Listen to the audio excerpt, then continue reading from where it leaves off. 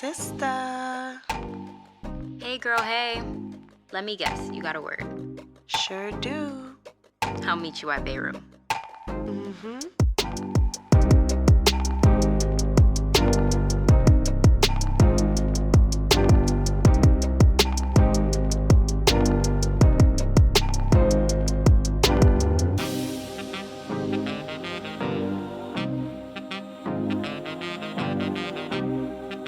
Hey y'all, I'm Deja. I'm Elisa. And welcome to Bayo. Is it the Bay Room or Bay Room? Bayo. Okay, Welcome to Bay Bayo. Here at Bay Room, we discuss all things Black love and Black family. Like what's making us, what's breaking us. If that sounds like a discussion you'd like to be a part of, please like this video and subscribe to our channel. Also, tune in to our audio-only podcast wherever you get podcasts, just in case you're not a video girly or boy. Tune in. Yes, tune in. Okay, we did it, girl. We made it. We actually did it. So when I started the Bay Room brand 2 years ago, I had just started a family of my own. And so, naturally we were having my partner and I were having a lot of conversations just about Black love and the dynamic between Black men and women in relationships. And just really trying to understand why so many of us, come from broken homes. Either our fathers are in jail, they're deadbeats, or, they're around, but just not, in the home or, whatever. It's just not an actual father figure. Yeah. What actually triggered this whole thing for me was, I don't know if you remember during COVID, or this was like right after like the height of COVID, Malcolm and Marie dropped on Netflix. Yeah. And it really was good. so triggering for me to sit and watch. And not triggering in a bad way, but it just brought up so many different emotions for me to sit and watch them go back and forth for hours, going through the motions. And so I really just wanted to start a conversation, just a more healing conversation, try to heal some of those wounds and some of those dysfunctions that, that we have in our communities, some of the misunderstandings we have with one another, that being Black men and Black women. So many toxic conversations happening that I feel like are like breaking us or keeping us further away from each other, and we're not hearing each other. So I mean, the story. This is more so for the audience to understand, what the inspiration behind the brand was. And so I started just like a mood board on Instagram and just posting couples that, sparked joy for me, couples that, aligned with, what I felt was healing and promoting the Black family and just healing that space. And then last year or earlier this year, I asked Deja to join me to launch as a podcast. So this has been an incredible journey up until this point, and it's been super exciting to get this conversation actually started. So happy, I tell you all the time, to have you as my partner in this. And so, Yes, happy to be here. Like, really happy to talk about this conversation because I feel the same way. I feel like there's a lot of things on social media that are just I don't even know attackatory. I don't know if that's a word, but like that's what it makes attackatory. That's what it makes me feel like. So it feels like there's like no one's hearing each other, and like people are trying to break away from what their parents did so aggressively that it's not working. So I'm happy to be here to like just facilitate this healthiness, whatever that looks like for anybody. No right way to do something. So let's talk about our journey to where we are now, who we were before we became committed partners and moms. We both became moms during COVID. Yes. And I think we've been in our relationships for about the same amount of time too. So very similar journeys, but also, very different. So let's talk about that. Did you have a whole phase? I did. So, and like what I considered a whole phase was like, it wasn't really like an actual hoe phase. Like I wasn't just sleeping around, but I was doing me with no care for what came with it. So that's what I consider a hoe phase, which is like kind of sad to think like, because being call free is not being a hoe, but that's how I saw it. Like I was just doing me. I was going out with whoever. I was letting whoever take up my time. So I did have a hoe phase. And then I had a nice whole phase A in nice whole between, a phase. nice whole phase and a healthy whole phase Okay. between like my ex and my now Giving fiance. Lori Harvey. Yeah, it was giving Lori Harvey, just not on that caliber, not on that caliber. We are not that blessed yet. Well, now I am, but we were not that blessed before. But I had a nice whole phase in between my ex and my fiance now, which I feel like led me to that type of guy. So yes, I did have a whole In phase. what way? You want to elaborate how that? Yeah, to elaborate just a little bit. I dealt with just some real a-holes. Like I just real a-holes in different ways. Not even so much as disrespectful guys, just like didn't want to go above and beyond, didn't want to do too much, didn't want to do like it's just bare minimum. And I realized I accepted that though. I was okay with that. And we were young. Yeah, we're young and just was okay with doing that and but then that's also the standard you set for yourself. Like you don't Right. think it's going anywhere above that, or you have to really find a certain type of guy. Like put yourselves in those bars those guys go to, those clubs. And who's thinking about that at 23? Not in 24? college, not dormant. 25. Like, no, not at all. So but it allowed me to really see what I really wanted in a guy and what type of things I wanted. When things don't feel right and you still go along with them, your gut is yelling at you. Yeah. So and I felt a lot of that. So it changed the way I was thinking, changed the way I was dating, and that's how I got the guy I have now, because he didn't treat me like that, and I was almost like surprised. It's like really sad. Do you think you were in a place where like you attracted your fiance, or do you think this was just like by chance? By chance? You're like, I ain't deserve that. By chance. Who I am today is not the Deja I was when I first met Sam. Right. No, ma'am, no ham. Like I was a hot mess. I feel like I was like just a real firecracker and for no reason. Like it was like I remember that girl. yeah, like I was just a mess, like a whole mess, and it was just like I was toxic to myself. So no, he just took a chance on me, you know. Aw. That's it. And we here now, you know. We made it. Let me Period. think about my journey. Yeah, please tell me. Did you have a whole phase? Did I have a whole phase? I think we all had a whole phase. And like, yeah, and it's different for everybody. We had a whole phase. We all had a whole phase. But so for me it's a little different because, you know, I had like little tings here and there. But I got into my first like serious relationship at 20. So this is during college, right after high school. I had a little play boyfriend in high school, Yeah. like my senior year of high school. And then I had another little play something, you know, for a couple months. I was single for a while. I was single for like, I mean, the reason why I don't want to say I was single before my first real boyfriend, but you know, the reason why I say I'm like hesitant to say single is because they were relationships, like you know, they met my mom, you know. I just don't want to claim that, you know. You got those, you're like, Nah, they don't matter. Before now, they don't exist. But yeah, before, you know, the person that I was with before, who I'm with now, Period. that was 20 years old. I was 20 at the time, and it was very serious. I moved to Florida 5 months. No, how long were we together before I moved to Florida? We were together like 5 months. I moved to Florida, stayed in Florida for 5 months, came back to New York to finish school out here. Yeah. And then, you know, was in that relationship for almost 3 years. Wow. That's a long time. Yeah. And so, not to go into too much detail in that relationship, but like, I learned a lot about myself. I learned a lot just in general, a lot of unnecessary things. Yeah. It was one of those, like, wasn't the most healthiest relationship. Yeah. But, you know, so I didn't really get to, and I've talked about this, and we'll talk about this again in future episodes, Yeah. but I didn't really get to, like, you know, date around, and at least in a healthy way. Like, actually, like, some of my friends are like dating, like actively dating. They're on Hinge, they're meeting up with guys, seeing what they like, you know what I mean? Exploring their options. I never really got to do that. Yeah. That's dope. Yeah, so I mean, part of me wishes that, you know, I did. Yeah. But yeah, here I am now. I've been in a relationship for 5 years. Damn, doesn't that feel long? It does. Like it feels like it's a good chunk of life.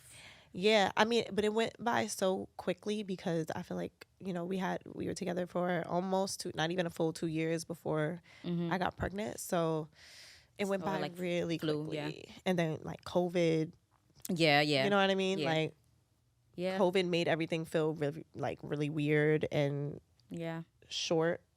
Yeah. COVID was a weird time. Yeah, it's like a completely lost perception of time. It's It feels scary. like It's like utopia, like a utopia world. yeah. Yeah. And I feel like since then it just feels like time is just weird. Yeah. It feels like you're almost making up for it, but we're in 2023. That's how I feel. Like it's almost like everybody's kind of like doing everything they didn't do in that. It's literally about like to be time. 2024. Yeah. That's wild. It's creepy. It's creepy. And the world is going haywire. Whenever you watch this episode, you'll know that it's 90 degrees today in New York. And I mean, That's crazy. It's September. It's early crazy. September. 90 degrees? Yeah, I mean, Crazy. we barely had a summer. Yeah. I mean, I feel like summer was like, Yeah. And because it was so hot. Like, I didn't go outside. And Sage was like, I'm love not the going summer. outside. I So love the summer.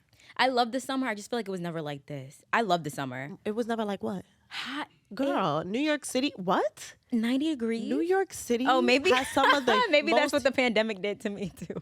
Yeah, because you was just in the AC. You was just home I in the forgot what it was AC. like. Girl, 'Cause I'm New York just City hot. has always been humid, nasty, sticky, Yeah, really hot. Like, You're right. girl, what? Right. Sorry. I've lived here, y'all. I just don't know what's going on before today. Before this year, I don't know. I'm dead. That's what being a parent will do to you. Yeah, I don't know what's going on. Like, Especially when you, yeah.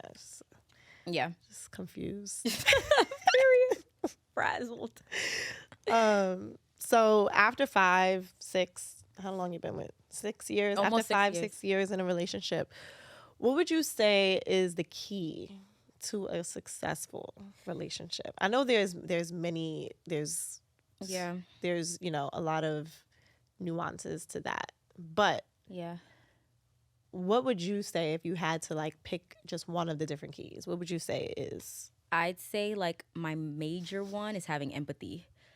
Because so I consider myself an empathetic person. I feel like I feel people's emotions. Like I'm a realist. I don't judge people. Even if they tell me your craziest stories, I could validate that for you. Like Yeah, girl. like I can. Like I don't judge you for the stuff Yeah, that yeah. people go through in life. Like unless you like literally, not to take it there, but if you're beating a child, like doing something crazy, Yeah, that's yeah. different. But anything else, no judgment. Like You think that's because you feel like you've done all that you could do in this life? I feel that way, but I also feel like it's just you have the whole world judging you. It's very few people in this world that will not judge you and will not make you feel like shit for the smallest things. It's very few. I'm gonna be that for you, even if I don't know you. Period. Like pour it out in the club. I don't care. In the bathroom, like you don't know That's me, how I love pour it you. out. Like seriously, thank you. Like I really mean that from the bottom of my heart. But I feel like while I say that, I didn't have empathy for like partners. Like I feel like if you did me wrong or if you said something out your mouth crazy, I didn't take a second to like really feel how you're feeling or put myself in your shoes and not really take it so personally.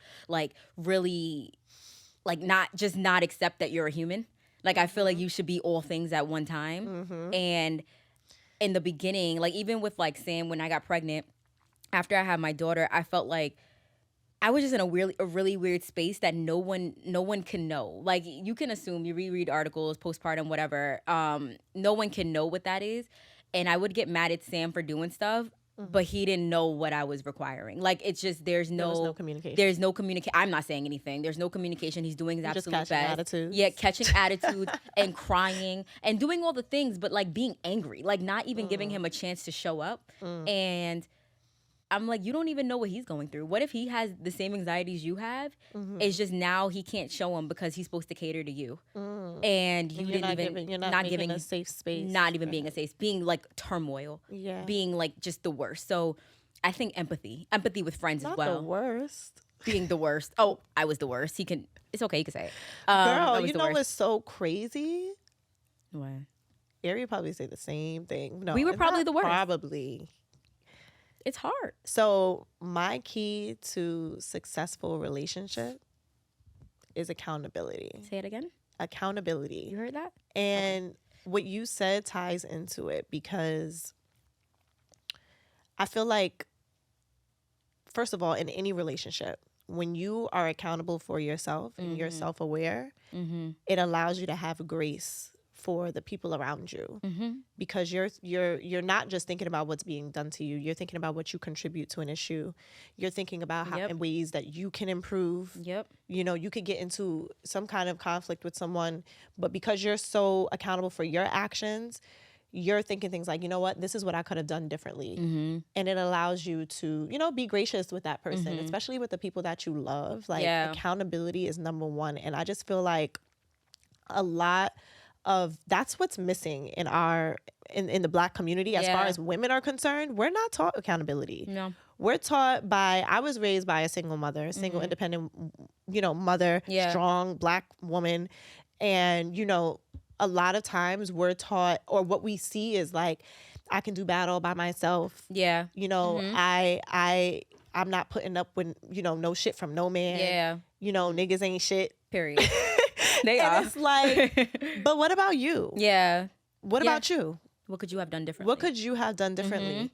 And we don't get taught that. And so I feel like that's why our disposition is always like, fuck that nigga. Like, Yeah. you know what I mean? Like, F him. Like, Yeah. and it's like, no, because why do you think he's not buying you flowers? And this is not to give men excuses for No, being no. whack. No. But this is to look at things from a different lens. Like, were you a safe space for this man? Right.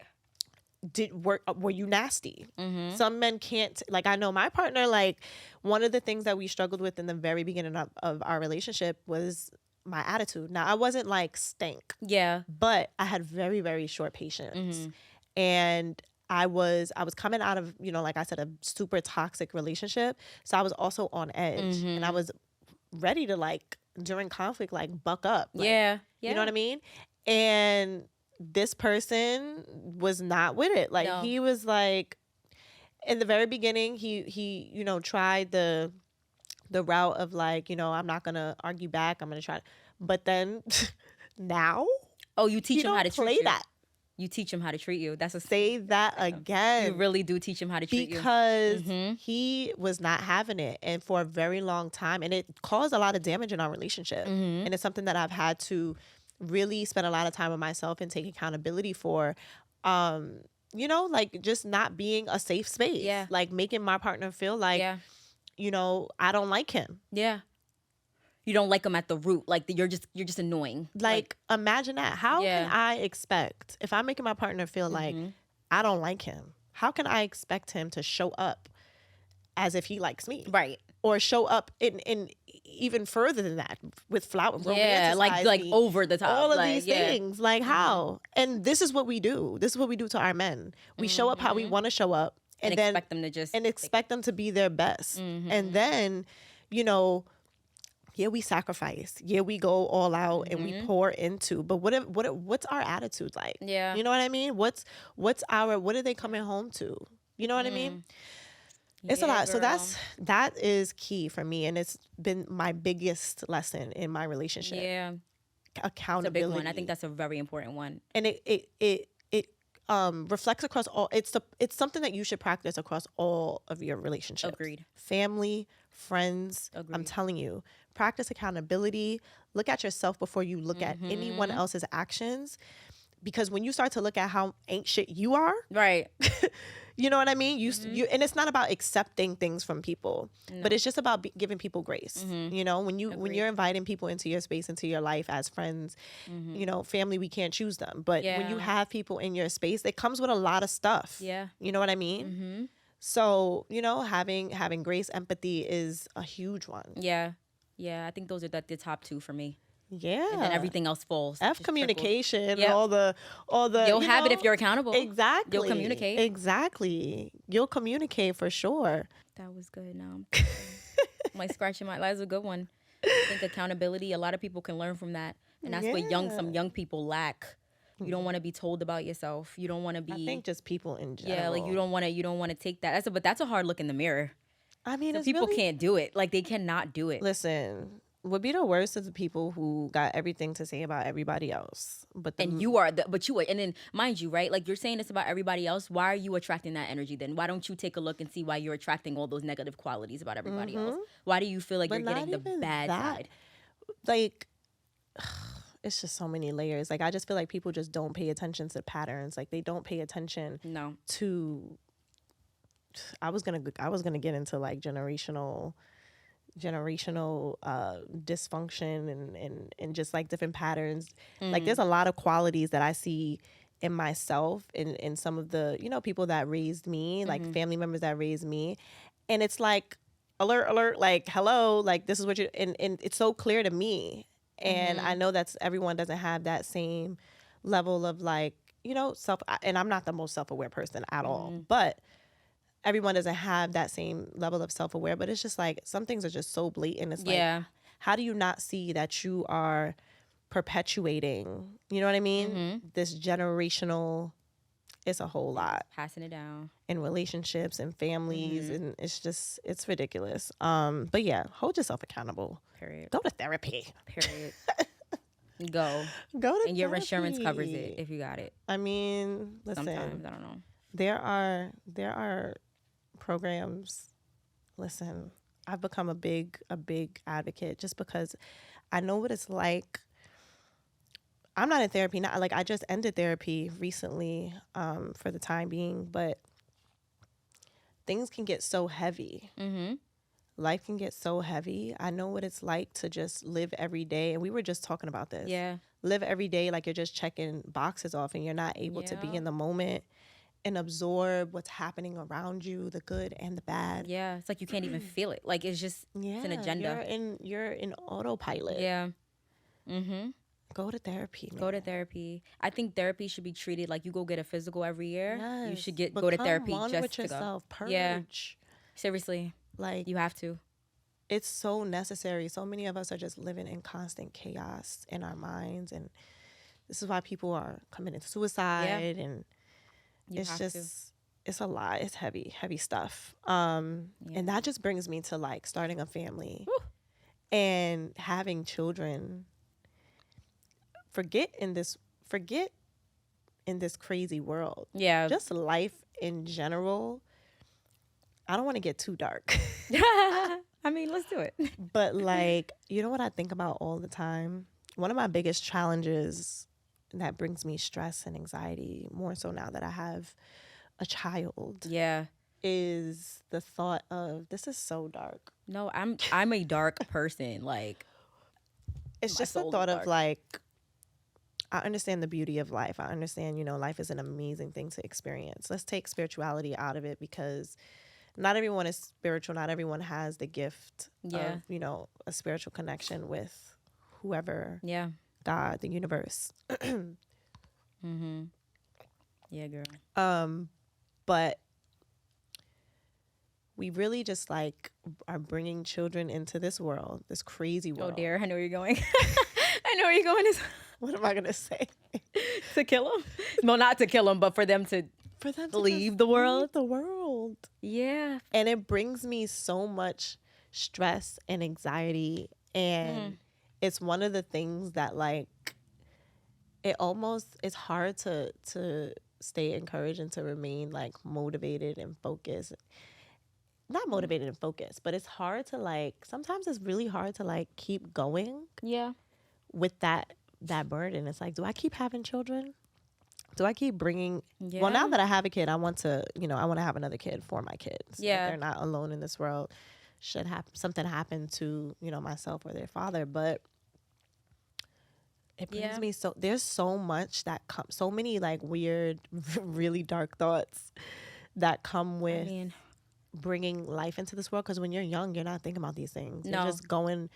No. Like, are you what sorts of things? How transparent do you think you're going to be with your daughter? Extremely. About just like about life, like just things. Yeah, and it's easy to say you're going to be transparent, but like I didn't have like the death conversation with my mother. I had it with my grandma. Oh, really? Because she told me a story one time about her aunt who died. And then came to like the foot of her bed and told her, she said like she had cancer, but it was really affecting one arm, and she would get like really bad just, I don't know what it was. And she came to the foot of her bed and told her like, it's okay. Like, look, it's okay. And my grandma was very just like she didn't cry. Like, she's very Christian, but she believes that there is an afterlife. So she's just very transparent about how she feels about death. Like, she believes like you do so good on the world, like in the world, like you do go to heaven. You do so good on the world. You do so good on the world. Like, you do go to heaven. And so because like I grew up in church as a young child, as a young whippersnapper, because I grew up in church, death scares me more now than it did when I was a kid. Well, same. But it's different the way it scares me. Like the way it scares me now is that I'm afraid that like I don't want my life taken. I want to go. I'm not afraid to die from like Natural causes? any natural causes. No. Listen, how I treat my body, I know like I do what I have to do. And I feel like the way the natural cause will happen is just like it happens. Like that's how I see it. It happens to the best of people. Babies get cancer. Like it happens to the best of people. Oh my God. It is what it is. But my thing is having my life like snuffed out. Like I don't Like think early, like like in a tragedy or something. because when people say, "Oh, was your time?" It wasn't. Someone Right. took it. or Okay? like, because murder is not the only homicide is not the only. It's not the only way. I think It's not the only kind. or of, like a bus accident tragic. or Oh a my train accident. Lord. Like so Yeah. like that's what scares me more now. Like so like talking about like death isn't the thing that causes me anxiety. It's the way that it would happen. Like going to shop, right? People are killing black people for being black. That's crazy to me. I died in vain. I did die in vain wild. because the color of my skin is not a determining factor of how my life played out. You have no idea if I just gave cookies to like 50 kids that were not black. You have no idea how much I contributed to society to people that were not of my race. So you snuff my life out for something you saw so insignificant. That's I don't want to die in vain. I don't care if I have to save somebody and die or like you get natural causes or like anything, but like to have it snuffed out, like that's what causes me anxiety because that's more common now, or not more common now. It's more like televised now, but Yeah. it's crazy now. I grew up in church too. What's so crazy though, spiritually, I feel very, very distant Yeah. from my foundation. I grew up Christian, but with life and different things that you go through and different things that open your eyes. And we'll talk about the black church in a later episode. But it's opened up a lot of doubt in my mind. Yeah. And so I think that that's why I struggle with certain anxieties, because I'm taking out the spiritual factor. So I'm taking out the fact that, there may be a heaven. I'm not necessarily taking out the fact. I'm just not sure. Yeah. So when That's- you're sure of something, you sleep well at night. No, You're good yeah. going. You going to meet the Lord. Because like, You're good. take me, Lord. Praise him. But when you have doubt, it's like, well, what if It's just heaven doesn't exist? Yeah, it's just a what if black oblivion scares You want to hear a story? the shit. A quick one, 2 seconds. Is promise. it gonna make my anxiety No, worse? but it might. It might. I don't know. So one day I was in college and I got high in my bathroom and I basically hot, but I turned the shower on and I have the smell. With marijuana? With marijuana. Okay. Only marijuana. For the record. So I got high in the bathroom. I'm sitting on a chair. Shower's on. Got high. Didn't have any water. Must have got dehydrated. I passed out. Woke up on the floor. Oh my gosh. I thought about waking up on the floor. I was like, what did you remember? Absolutely nothing. Nothing. I woke up on the floor. Like there was no, did you go to a light? And I know it's different. It wasn't a near-death experience. And I've read 2 books on near-death experiences. They have like 7 stages. Like, so people can almost prove a near-death experience and what happens. Like it's the commonalities of people that tell their stories. Yeah. So it wasn't that. But it doesn't matter. It was the fact that like I went blank. I lost, however you pass out, whatever causes a pass out. I remember nothing. And that's what I thought about to this day. Unconscious. Yeah, I think that's what it will be. You think that? Yeah. Like when you don't think about religion and When you take that out, when you take out That's what you oblivion. think you'll think out, when you take out what you think I think it'll be like nothingness, unfortunately. But I think nothingness is peaceful. I watched a show that said when you can feel nothing, when you don't feel the weight of the world, that's heaven. When you feel anything else, it's not. So I think nothingness can be translated. We don't translate it though because humans have to find something. Like we have to find something good. So every time I have the this gates. conversation with my boyfriend, he always says, in order for there to be nothing, there has to be something. This is something though. No. Earth. So in nothingness, like in order for it to be nothing, I don't even know. You need like you need something to compare it to. But I mean, you have it. I feel like life is the something. But I I feel also what you're feel saying. like if you read on the near-death experience, this is like a quick side note. If you read on it, that's not how they describe it though. They don't describe it like nothingness. They describe it at the end. Everyone says like some see a steps. light. You float above see your a body. You light. see the light. You go to the light. The angel or whoever, your angel tells you it's not your time yet. Go back. So maybe that is it. So have you? Could be. This is so off track. But I'm interested. But have you, and listen, y'all, I'm not, neither one of us are experts on any of this stuff. So if No. you have pointers, like personally, like death is something that I would like to get to a point where I accept it because it's inevitable. Yeah. It gives me so much anxiety. It stresses me the F out. So if you have any tips, point me in the right direction. But point us in the right direction. But so there is this thing, this chemical called DMT, right? And it's also a hallucinogen that people take. I've heard of that, I think. So DMT is something that's naturally in our bodies. And apparently right before you die or when you die, like your brain releases DMT. So people who take DMT oftentimes will have the same sort of experience. Like if you watch, videos on YouTube of people talking about what their trip was like, whatever the case may be. And we are not condoning drugs. I don't do drugs. We're not condoning any of that. I'm getting somewhere. It's an example. So a lot of times, a lot of people who, take DMT or whatever, they have this same experience where their life flashes before their eyes. They see a being, X, Y, and Z. So sometimes when I'm thinking about death, I'm thinking about like that also. Like if our brain releases DMT before we pass, maybe that is, and whatever people are experiencing, when they use it, maybe it's like something like that, like a new realm. Could be. Or I try to just keep it positive because know. like I really just don't. I it's so fathomable. What's the word? Unfathomable. It's so unfathomable. But naturally you want to try to make sense of it. Yeah. So my whole thing is the God I believe in. He doesn't make any mistakes. Period. And to have us, and I feel like nothing is for no reason. Nope. So when you think about babies losing their lives, it's like they were born for no reason if that's the case. And I just don't believe in that. And so I really just hope that death is another experience. Oh, this is making me you know what I anxious. mean? Oh, I'm sorry. No, it's okay. It's okay. And that also brings me, back to like family and stuff. It's such a blessing to be able to, watch your children grow old. Yeah, it is. Because anything can happen at any time. It's so stressful. Being a parent, being a person is stressful in itself. Seriously. But then you add another life that you have to be responsible for. Dear Lord, it's so stressful. Yeah. No, it is. And we only have one kid. I know. And then you add another life to this planet. And it's like, don't deserve it, but you give them your best. Right. Isn't it so selfish? It's so selfish, first of all. So me and my mom have this conversation a lot where we talk about like bringing children into this world and how it's selfish. Like they didn't ask to be here. But I think it's the way you look at it too, because life can be so beautiful. But it's selfish to bring a child into this world, especially if you're struggling. Touche. Well, bitch.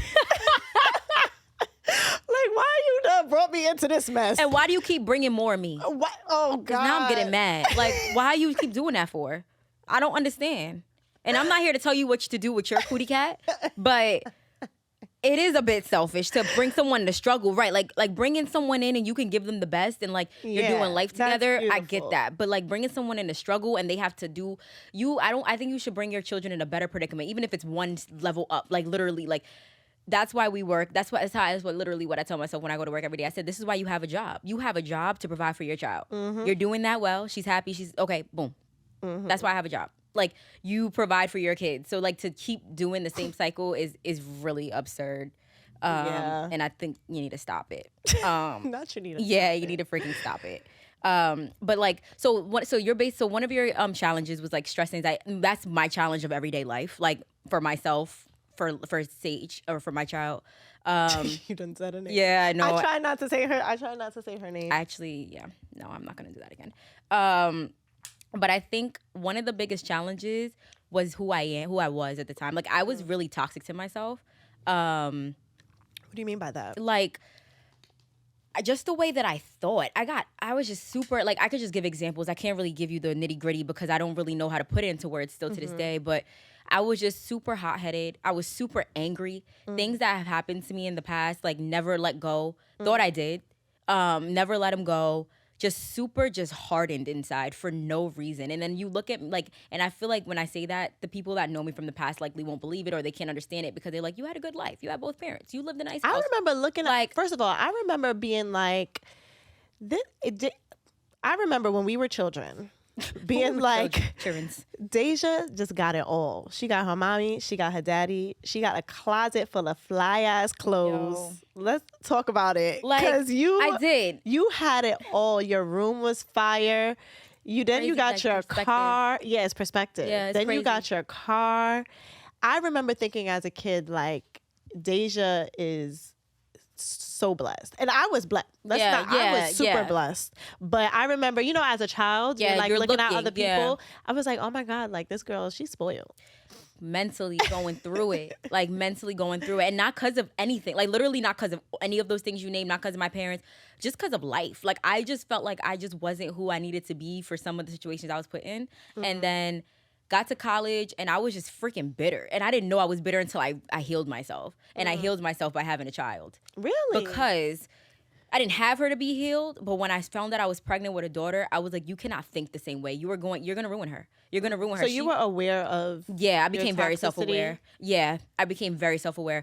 And when I had my daughter or was pregnant with my daughter, I literally was like, you can't think this way. You can't act this way. You need to assess why you're dwelling. I have ruminating thoughts. Like I have really bad anxiety. So like, what are your thoughts about? How are you checking this? How are you behaving? How are you reacting?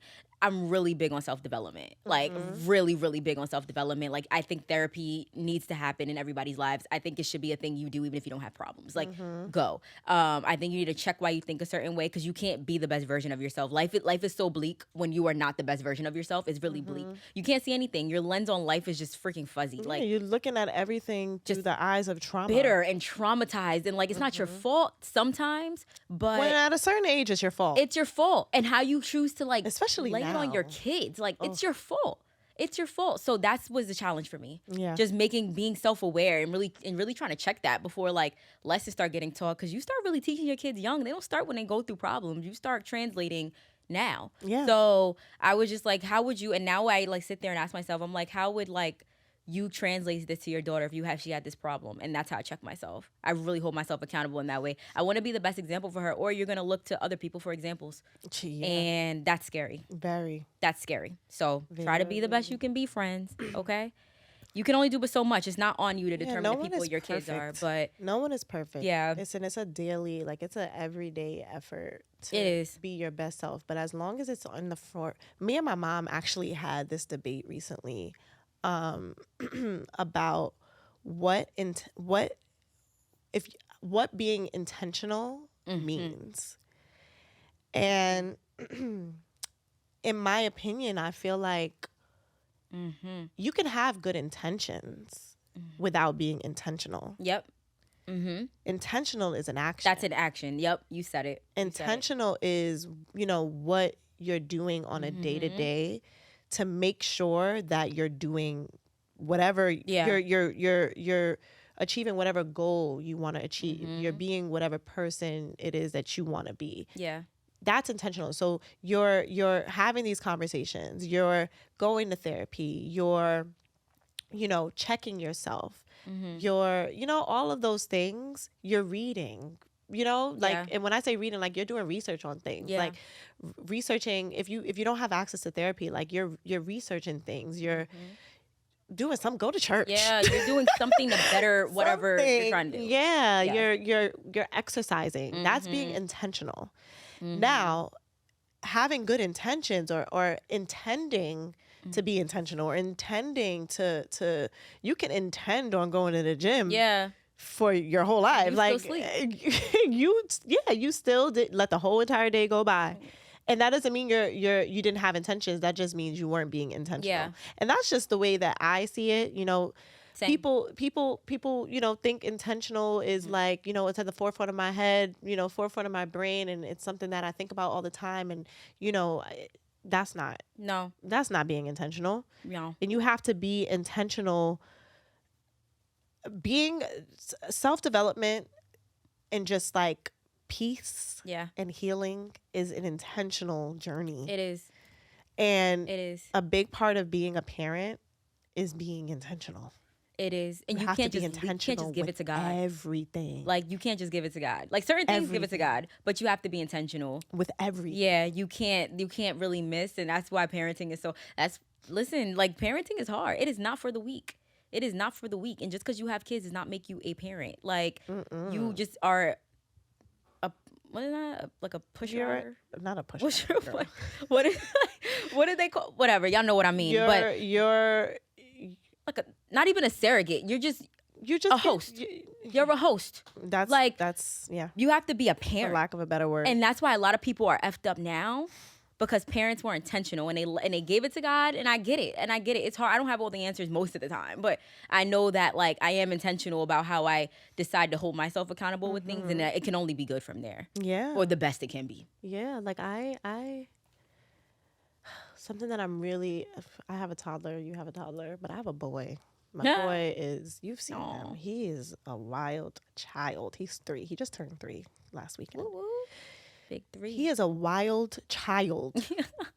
Like, and I have so much going on. Like I consult part-time at home, and I'm working, hustling my day job. Yeah. And a lot of times so he's in school, but a lot of times when I do have him, I'm juggling a lot of other different things. yeah. We have our business that we're doing. I have other things going on, like, and it's hard to give my undivided attention to him when I'm home, because when I'm home, I have stuff to do. Yeah, like lined up things. And so I find myself, I grew up around yelling. Yeah. My grandmother was a yeller. My mother was a yeller. And so that's something that I have to be very, very intentional about, because I get so frustrated sometimes because he's not listening. I feel like you're doing a great job, though. I never hear you yelling at him. Girl. Never. Okay, so I don't, yelling, so I bark, like, not bark. Not bark. Not bark. But I'm like, get over here. Or like, you know like what I mean? the tone. It's the tone. I mean, you not need like, the tone. Every kid needs but that it's tone. like finding that balance, because I don't know, this, trying to be a gentle parent, and I know gentle parents in that conversation is so cliche. Yeah. But it's like trying to be different. Yeah. It's hard. It's so hard, because it's like, I'm like, what line don't I cross? Like, I'm not going to hit my kid. Yeah. You know, a little pop here and there, Yeah. because not spanking. Just yeah. But like, it's like, what line, where's the line when it comes to, because where's the line when it comes to like discipline? Mm-hmm. And like, I know every kid is different, but it's like, what's effective? Yeah. Like, I have a toddler who of course doesn't understand the concept of listening. He's impulsive. Yeah. He, is going to do what he wants to do. How do you teach a child to listen? Do you just let them walk all over you? No. Do you let them just do what they want to do? I don't know. It's like, I'm struggling. The other day he told me, because I yelled at him, so he throws food all over the floor. My rug, like, I feel like every parent throws knows. food all over my rug. The other day I gave him a pot pie. You know how pot pie is like soupy? Yeah. I was doing some work on my laptop, and I was looking at him. Like, I literally was looking at him, like looking up every once in a while. He's sitting down in his chair eating.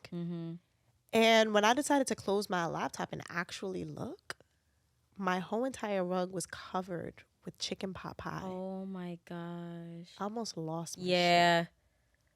Because that's not an easy And cleanup. this was the second, that morning, he spilled all his Cheerios all over milk. Oh, the rug is gone. Milk. The rug is done. Oh no, girl, I get this rug cleaned. Like, I've gotten it cleaned like twice in 2 months. You're supposed to get your rug cleaned every, few months. Yeah. And I'm super anal with my stuff. Yeah. Yeah. Like, it is so crazy because I have white chairs. Yeah, you have like an apartment not meant for a toddler spilling pot pie. Okay. But to be honest, I've had these chairs for 2 years and they've been doing great. Yeah.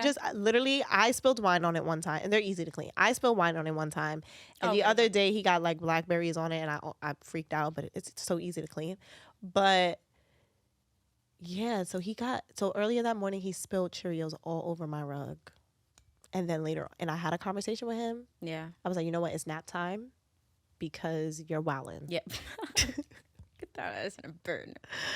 So we took a nap, woke up. You did it again. That evening, he did it again. Oh, dear Again. Lord. And I was like, you know what he does? So it's so funny because, so I was telling him like, why would you do this? Yeah. Like, this is not okay. This is a no-no. Mm-hmm. And he looked at me. He was like, what's up with you? Ooh. But then you can't help but laugh because that's mad funny. Because his father always says that to him. His Yeah. father's always like, what's up with you? Like, what you doing? What's up with you? He's like, this is So a good he time. said, what's up with you? And then, like, as I started to get upset with him, he started to say things like, I don't like you. I like daddy. And I was like, It'll break your heart. It'll break your heart. I don't want you not to like me. Right. He was like, I'm scared of mommy. Mind you, I'm not wilding. No, I'm no. like, you know what I mean? Just that authority. Like, And so I'm like, I really need to figure out what that line is. And first of all, I need to spend more time decompressing because, and I also I need to get my schedule in order because when I have him, I should be able to give him my undivided attention. yeah, maybe that'll help. Like once you get It's once you not get a set fair. schedule. And I have a set schedule, but it's like I'm trying to jam pack everything. Yeah, I have yeah. to let something go. That's what I really have to do. Yeah. But I have everything jam packed, and it's like I should be able to give him my undivided attention so that, you know what I mean? He's only home when I pick him up from school. He's only home awake for like 2.5, 3 Yeah. hours. Yeah. But then by the time he's asleep and everything is 9 o'clock, now I gotta be up till 12 a.m. working whatever and you stuff. gotta do. But if Yeah. that's what I have to do, because it's not fair to him. No. Ugh, my foot is falling Yep. asleep. No, these kids, please. Every time I raise my voice to my child, I apologize to her. Really? Yeah, I apologize to her, but I'll Normalize explain saying to sorry her. to your children. But I tell her why, because she'll fix it. That's the thing. Like it's not like so. Like I'll raise my voice, she'll stop, and then she'll go whatever amount of time without doing the thing, and then I'll apologize. So I let it set. I don't apologize right Does after. she understand? She. I think so. Yeah. Because I feel then like she she's so shows young. She's such a baby. she shows like some type of affection when I apologize, but I know she understands because she apologizes. I think it's so important for parents to apologize. Yeah, I'm really big on it too. My son. We're gonna try not to say names on it. Too late. But, they go find us in the comments. Like, so that was her name. but he apologizes for everything. He apologizes for everything. Like every time now he makes a mess, he'll say, "I'm sorry, mommy."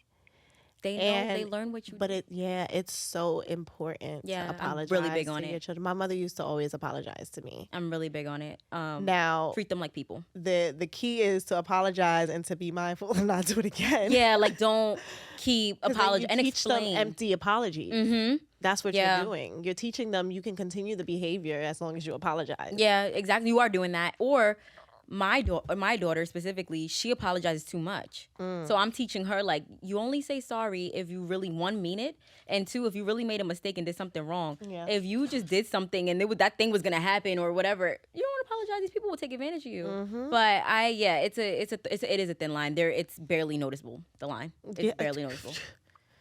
I don't even know if there is a line. Like it's just barely noticeable. Every day is different. The line. It's just. I almost want to I know there's therapy. We probably sound mad annoying therapy this, therapy that. I mean, listen. I know there is. I mean, this is what people get paid for. They're professionals. So Literally. I know there's therapy for parenting specifically. I want to explore that because I feel like I have a good understanding of I think that where a lot of parents lack is understanding, and this is just observation growing up, seeing very impatient parents, stressed out single moms blacking on their kids. They're not understanding, and it's hard to in the moment. Yeah. But they're not understanding this kid is not capable. No. They're not doing it on purpose. They're not malicious. They're humans. literally a child who does not know better. Yeah. And you're acting as if they do. And then you It's imagine almost just as childish. It is. And imagine you not knowing and then getting attacked. Right. That's how it feels. Right. Attackatory. Whatever. We back. Attackatory. That's what it We feels gotta like. Google that. Is that a word? I don't think so. Attackatory? Is that a word? Attackatory. I don't know. Um, I do not know. But but that's how it feels. Like it you're attacking them for doing does. something that they weren't aware that they were doing, like, was a bad thing. And that's a Yeah, big challenge it is. of having a family. But I think the fact that we're having these conversations means we're doing something right. Yeah. There's a saying, I know we all seen it. As long as you're thinking, not as long as, I think it's like if you're thinking about whether or not you're a good parent or a good mom, you're a good mom. Yeah. As long as, but that's a little, it sounds nice. Yeah. It's a little like, Take it for because what it is. Yeah. there's plenty of parents is like, oh my God, I want to, am I doing right by my child? But don't really put in the effort. And still do the thing that they were questioning. Listen, being a parent doesn't come with any No. rule book, but I think that the key to being a successful parent, raising, successful children is to just be your best self. You have to be your best self in order to show up for your children. Exactly. Let that hurt go. Yeah. Let that hurt go. So how do you think, with that being said, how do you think your upbringing has impacted your love life, your life as a mom, all those things? I think, like, simply put, it made me, we're going to have a fatherhood episode coming up soon, but it made me, like, really value, like, family. I was always around family, and I think it really like, I was always cared for. Like, I felt cared for. I felt like I could, like, I bugged out as a kid, and I felt like I had a safety net. Like, I knew I was gonna be okay. I knew That's it. amazing. And, like, while I didn't do things with the thought of I'll be okay, I did things knowing, like, if I called my mom, if I called my dad, they will come get me. So I'm gonna go do me. And then, like, if That's I good ever and need bad. anything, it's good and bad. And, like, I never needed to call them for anything, thank God. But, like, I knew I had that. So I think that's my upbringing, like, with family and having, like, a tight family. We weren't perfect, but just having two parents, having a grandparents, two of them, like, it just was family oriented. Yeah. Even when things were, like, bad. That's so it allowed me to kind of have that now. Like, I couldn't see anything else but what I have now because I had that. That was just That's my lens on amazing. it. Yeah. Do you feel like you have more examples of how to be than examples of how not to be? Yeah. Yeah. And you know what? No, I won't even say that, because while I have really good parents and really good grandparents, I have really good examples of how to be, but really good examples of how not to be. And you know what's so crazy? Yes. I was reflecting on how most of us, and again, like, I had an amazing mom. I have a very small family. We don't have a lot of, like, very, my family's just very small. Yeah. Very distant. But I feel like a lot of us, even our parents, have more examples of how not to be. And I feel like it's important to pay attention to that because, first of all, identifying that, because it's okay. Yeah. Identify it and then be better. Yes. Literally act on it. Be intentional. Be better. Yes. You have to be. The hard part is identifying it. It's your norm. Like, you don't even know. That's why you got to get out in the world. Like, that's another conversation, but I believe in. That's why if you don't go to college, go to trade school. Go somewhere where people are not like you. Get out. Like, See how other families interact with each other. Get out of the city. Wherever you're at, get out. But that's why people, like, this, real quick, that's why people are so racist and, like, there's bigotry. You know nothing else but what you were around. You know nothing else but the generations of you that were raised that way. You've never gone out, met people, and really saw, like, the beauty of humanity. You'd be surprised how many white people have never met or have never been shared space with a black person. And then you're racist towards them. You act all, like, towards them. But these are the people that will probably give you the shirt off their back if you needed it. You won't even know it, though, because you won't leave your little town. Expand your horizons, Period. people. It'll change the way you think about things. And that's when you can start noticing patterns and things, because you're breaking it. Give your children experiences. Take them on vacations. I mean, if you can afford to. Everyone can't afford, but everyone does not have the luxury. Yeah. But I know people who make it happen. There are programs. Expose your children to life outside of your bubble. If you don't have access to giving them a certain kind of life, put them in position to meet people who, could give them opportunities. Like, there's so many different ways. My mother did not have a whole lot of money, but she was able to put me in certain things. She took advantage of certain programs that, exposed me to things. And, we're blessed to have, like, I say blessed very lightly, but we're blessed enough to have access to certain things where, we're able to be a lot more open-minded. Yeah. But, Intentional. Is Agreed. that the word of the day? Intentional. Happy episode 1. Oh, and since you're here and you came and you stayed for this Cheers. whole entire episode, We'll have again, we'll have some liquor next time. yeah, next time Because we'll have something. But please like this video, subscribe to our channel. You can listen to the audio only version of this video wherever you get podcasts. Wherever you get your podcast, if you love the audio of that, you can leave a 5-star review and let us know what else you'd like us to talk about. If you have any suggestions, if you have any things, if you like our perspectives, anything, leave comments, let us know. follow us on all the platforms. Did you already say that? No, I did All the not. platforms, and all the platforms means Instagram. Yep. 'Cause that's- Oh, and YouTube, like short. I don't know if you can do that. I'm not. I'm a follow mom yeah, for real. follow us on YouTube. Yeah. Bayroom. BAE.room. Period. Period. Purr. Thank you so much for watching. Toodaloo, friends. Till next time.